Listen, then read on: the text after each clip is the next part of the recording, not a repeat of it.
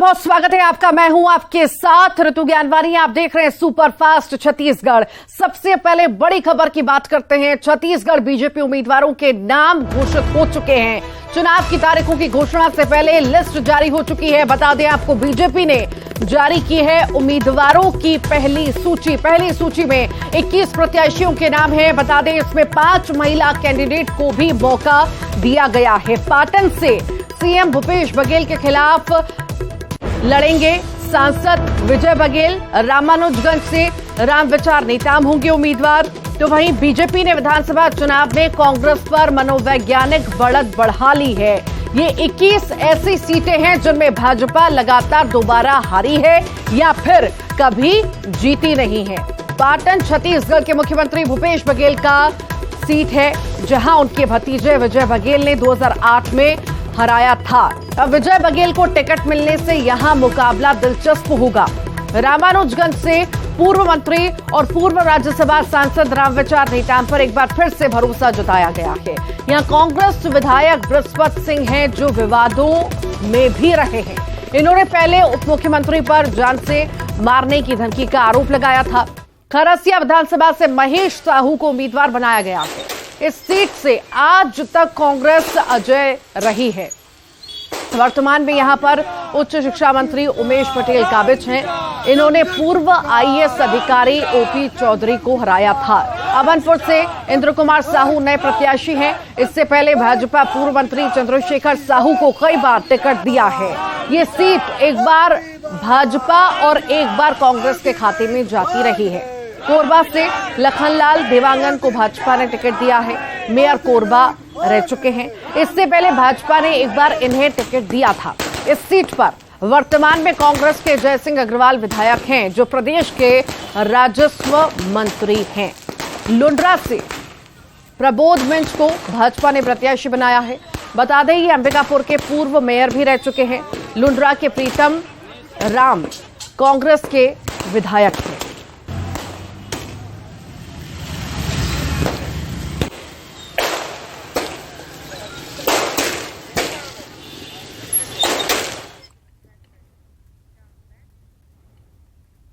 तो उम्मीदवारों की लिस्ट तो जारी हो चुकी है। आखिर इस बारे में क्या ज्यादा जानकारी है, इसके लिए हमारे साथ डिप्टी एडिटर अभिषेक शुक्ल जुड़ रहे हैं। उनसे जुड़ेंगे, खास चर्चा करेंगे और जानकारी भी लेंगे। अभिषेक, उम्मीद से पहले लिस्ट जारी की गई, चुनावों की तारीखों का ऐलान भी नहीं हुआ और पहले लिस्ट जारी कर दी गई है। आखिर किस तरह से आप इस लिस्ट को देखते हैं? देखिए, लिस्ट बड़ी सरप्राइजिंग तरीके से जारी हुई है क्योंकि कल जो बैठक हुई थी वो भी बड़ा सरप्राइजिंग था। क्योंकि आमतौर पे ये जो बैठक होती है डेट डिक्लेयर होने के बाद होती है, लेकिन कल पहले ही बैठक कर ली गई और हमने पहले ही न्यूज़ 18 ने बता दिया था कि 27 सीटों पर मंथन हुआ है। वो सीट जिस पर बीजेपी कभी जीती नहीं या 2 बार लगातार हारी है, तो उसके बाद ही आज उसी पर मुहर लगाते हुए ये लिस्ट जारी कर दी गई है। और लिस्ट जो देखा जा रहा है वो बीजेपी का एक तरीके से यहाँ कॉन्फिडेंस यहाँ पर कहा जाए दिखा रहा है तो गलत नहीं होगा। हालांकि एक साइकोलॉजिकल गेम है जिसे बीजेपी ने जिसमें फिलहाल बढ़त हासिल की है, ये कहा जा सकता है। 21 लोगों की जो लिस्ट है वो बता रही है कि बीजेपी ने किस तरीके से सर्वे के आधार पर ये लिस्ट यहाँ पर जारी की है। सबसे अहम जो नाम है यहाँ पर पाटन में छत्तीसगढ़ में मुख्यमंत्री की सीट है। मुख्यमंत्री वहां से लगातार 2 बार से जीत रहे हैं, उससे पहले भी जीतते रहे हैं। लेकिन साल 2008 में विजय बघेल जो मौजूदा दुर्ग सांसद हैं उन्होंने वहां पर उनको हराया था और इस बार फिर से बीजेपी ने वहां पर पाटन सीट से विजय बघेल को सीट टिकट देकर एक तरीके से मजबूत कैंडिडेट को उतारने की बात वहां पर कही है। तो ये अपने आप में एक जरूर चर्चा का विषय है। उसके अलावा रामानुजगंज रामविचार नेताम यहाँ से हैं।